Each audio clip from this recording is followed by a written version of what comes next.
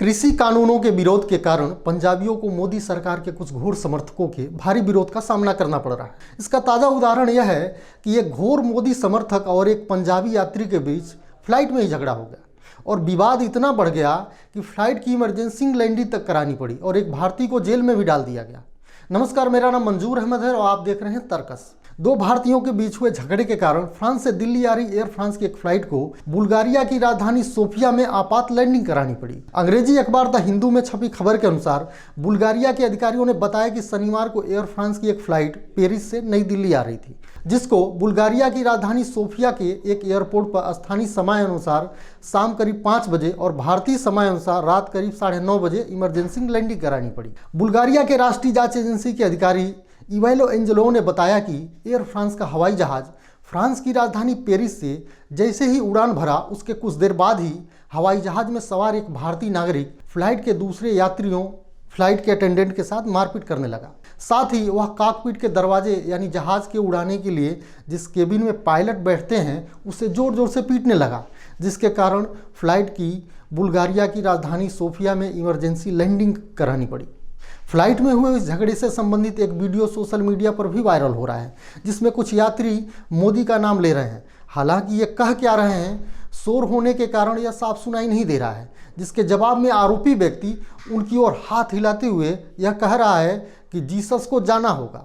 बड़े ही एग्रेसिव तरीके से वह कहता है, पंजाब उड़ता पंजाब, मोदी मोदी मेरे भाई, आओ मोदी बुला रहा है, हिंदू जागे के अलावा कई अपशब्द भी कह रहा है।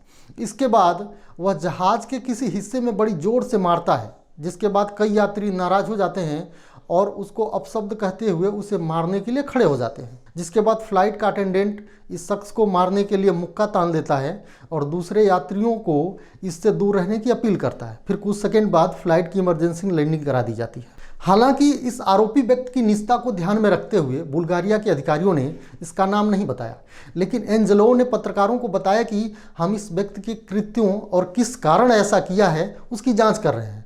उसने फ्लाइट में ऐसा किस लिए किया, इसके लिए अभी कोई उचित कारण नहीं जान पड़ता है।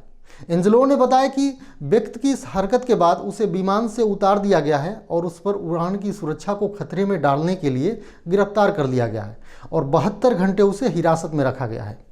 अधिकारियों का कहना है कि गिरफ्तारी के बाद इस व्यक्ति को अपने बचाव के लिए एक वकील और अपने पक्ष को सही से रखने के लिए एक ट्रांसलेटर मुहैया करा दिया गया है।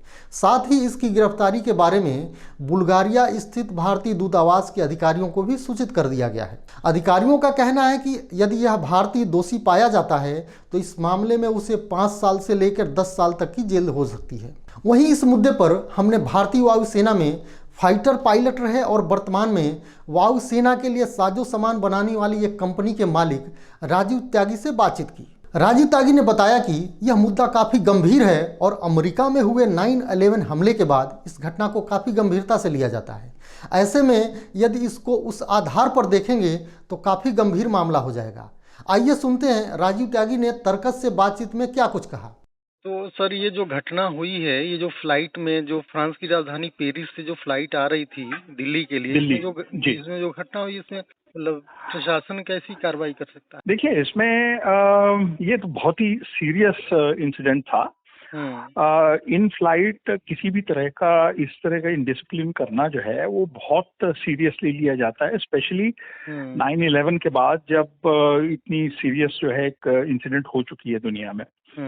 तो इस शख्स ने पहले तो कैबिन के अंदर शोर शराबा किया, जिस तरह से रिपोर्ट्स आ रही हैं, जिस तरह से हम वीडियो देख पा रहे हैं, और फिर उसके बाद इसने जो कैबिन क्रू था, कैबिन क्रू को भी अटैक किया। उसके बाद कहा जाता है कि इसने जो कॉकपिट का दरवाजा है उसको भी पीटा।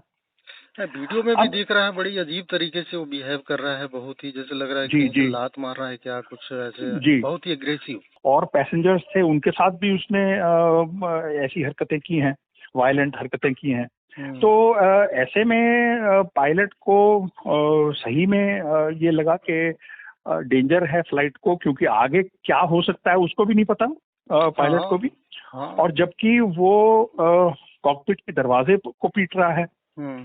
तो खैर किसी भी तरह से उसको शायद इन्होंने काबू में किया और पायलट ने इमरजेंसी लैंडिंग जो है वो सोफिया में कर ली, बल्गेरिया का कैपिटल है। तो अब जो इसमें होगा मेरे ख्याल से वहाँ उनके लॉज के हिसाब से इसमें 10 साल की सजा हो सकती है। इसको अगर एज ए हाईजैकिंग थ्रेट लिया जाए तो और भी सीरियस हो सकता है।